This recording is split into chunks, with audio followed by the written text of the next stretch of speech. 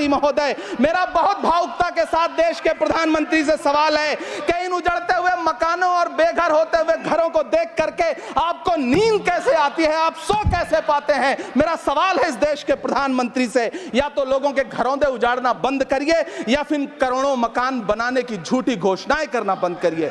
यह बजट झूठ का पुलिंदा है, यह बजट आपके पिछले साल के बजट का कट कॉपी पेस्ट है, यह बजट हमारे चुनावी घोषणा पत्र की नकल करने की एक बेईमान कोशिश है। लेकिन कहावत है ना कि नकल के लिए भी अकल चाहिए। मेरे हाथ में एक तरफ न्याय पत्र है जो हमारा है और दूसरी तरफ अन्याय पत्र है जो आपका है। इस सरकार को आलोचना सुनने की आदत नहीं है सभापति महोदय। जब आप इनसे सवाल पूछिए तो ये कहते हैं कि आप बताइए 70 साल में आपने क्या किया है। मैं तो इस सदन में कहना चाहता हूं सभापति महोदय कि हमसे 70 साल का हिसाब मांगने वालों, जो सरकार अपना चलाया हुआ 2000 का नोट 7 साल नहीं चला सकी, वो हमसे 70 साल का हिसाब मांगती है। सभापति महोदय, मैं अंत में आपसे यह कहना चाहता हूं, यह बजट बैसाखी पर टिकी हुई सरकार का कुर्सी बचाओ बजट है। इस बजट में राज्यों के साथ, किसानों के साथ, नौजवानों के साथ, महिलाओं के साथ, देश के मिडिल क्लास के साथ अन्याय किया गया है और इस अन्याय का खामियाजा आपको महाराष्ट्र, हरियाणा और झारखंड के चुनाव में भुगतना पड़ेगा। सभापति महोदय, इस सरकार ने नोटबंदी लगाकर देश की आम जनता की पूंजी छीन ली, बैठे नहीं बोले, टैक्स लगा करके छोटे व्यापारियों के कारोबार छीन लिए, पेपर लीक करवा करके युवाओं की आंखों से नौकरी के सपने छीन लिए, अग्निवीर लाकर देश के जवानों की उम्मीदें छीन ली, बुलडोजर लगाकर लोगों के आशियाने छीन लिए, महंगाई लाकर देश की जनता की थाली से निवाले छीन लिए और नारा लगाया कि हम तो सेवक हैं, 18-18 घंटे काम करते हैं। इन्हीं लोगों के लिए किसी ने शेर कहा है कि जो सच और झूठ में दूरी है वो दूरी समझते हैं, सियासी हाकिमों की हम भी मजबूरी समझते हैं, वो अपना हक समझते हैं निवाला छीन लेने को, डकैती को बहुत से लोग मजदूरी समझते हैं। हमें पता है कि कैसी मजदूरी की जा रही है। सभापति महोदय, मैं यहाँ खड़ा होकर के अंत में आपसे कहना चाहता हूँ कि इस बजट में तमाम राज्यों के साथ अन्याय किया गया है, इस बजट में युवाओं के साथ अन्याय किया गया है, महिलाओं के साथ अन्याय किया गया है और खास तौर से महाराष्ट्र के लिए कुछ नहीं रखा गया है। महाराष्ट्र बाढ़ से जूझ रहा है, पानी बरसने से वहां 1500 से ज्यादा लोग मारे गए हैं। उस शहर को, उस राज्य को 4000 करोड़ के पैकेज की जरूरत है ताकि जो फसलें बर्बाद हुई हैं लोगों को राहत दी जा सकी। लेकिन अफसोस, इस बजट में महाराष्ट्र के लिए ऐसा कुछ भी नहीं है। मैं आखिर में यह कहना चाहता हूं कि पिछले 7 दिन से इस बजट का बड़ा ढिंढोरा पीटा जा रहा है, इसे महान बताया जा रहा है, लेकिन कौन महान बता रहा है?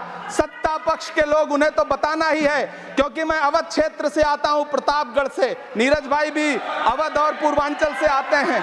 वहां एक कहावत है कि बिटिया की तारीफ किसने की? बिटिया की महतारी ने, यानी कि बेटी की प्रशंसा किसने की? मां ने। तो इस बजट की तारीफ सत्ता पक्ष करे तो करेगा ही, लेकिन विपक्ष के एक भी सांसद से आप पूछिए कि क्या उसके राज्य को कुछ मिला है, तो वो ये कहेगा कि नहीं, कुछ भी नहीं मिला है।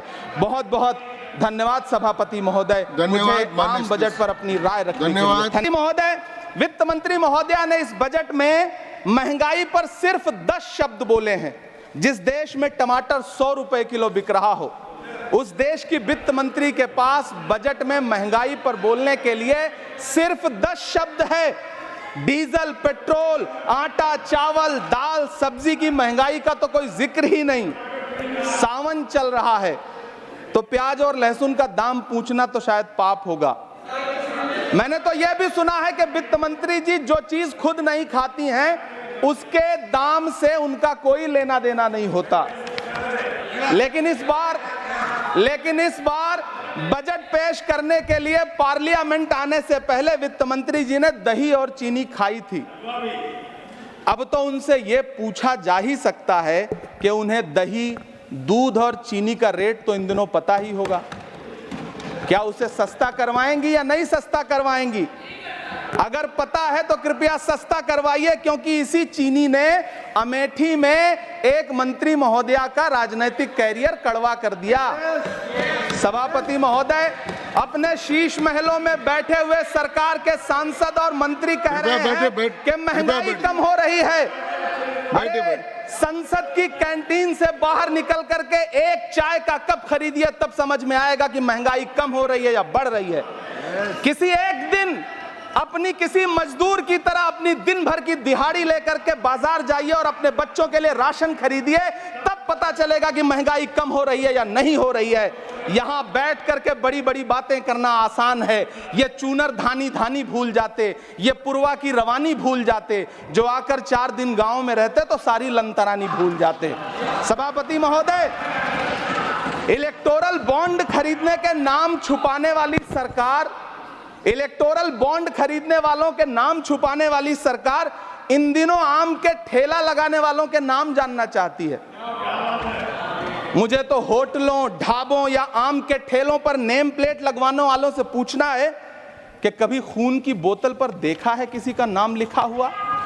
मुझे पूछना है कि क्या कोरोना के दौरान अपनी उखड़ती हुई सांसों के लिए ऑक्सीजन तलाशने वाले किसी इंसान ने ऑक्सीजन लाने वाले किसी इंसान से पूछा था कि ऑक्सीजन लाने वाला इंसान हिंदू है या मुसलमान है? मुझे पूछना है कि लावारिस लाशों के लिए कोरोना में कांधा देने वाले, चिताओं के लिए लकड़ियां सजाने वाले किसी इंसान से पूछा गया था उसका नाम, उसका मजहब?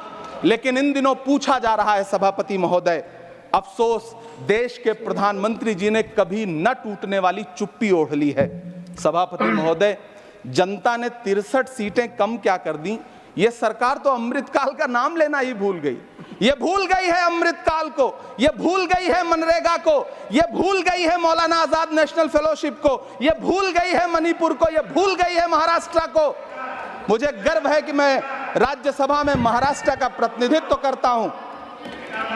महाराष्ट्र जो देश की आर्थिक राजधानी है, जो टोटल कॉर्पोरेट टैक्स का 40%, इनकम टैक्स का 32% और जीएसटी का 20% इस देश को देता है, उस महाराष्ट्र के लिए इस बजट में एक शब्द नहीं है। आप बैठ जाए। सभापति महोदय, आखिर महाराष्ट्र से किस बात का बदला लिया जा रहा है? महाराष्ट्र ने लोकसभा चुनाव में बाबा साहब अम्बेडकर के संविधान को बचाने के लिए वोट क्या कर दिया? प्रधानमंत्री जी तो महाराष्ट्र से बदला लेने पर उतर आए। अब तो शायद उन्हें याद भी ना हो यवतमाल का वो दाभड़ी गांव जहां 20 मार्च 2014 को वो किसानों के साथ चाय पर चर्चा करने गए थे और उनकी किस्मत बदलने के सपने दिखाए थे। उसी यवतमाल में पिछले 6 महीने में 132 किसानों ने आत्महत्या की है। सभापति महोदय, महाराष्ट्र में हर महीने 209 किसान आत्महत्या कर रहे हैं। राज्य सरकार द्वारा सौंपा गया आंकड़ा बताता है कि 1 जनवरी से 31 मई के बीच 1046 किसानों ने आत्महत्या की है। लेकिन अफसोस, इस बजट में महाराष्ट्र के किसानों के लिए कुछ भी नहीं है।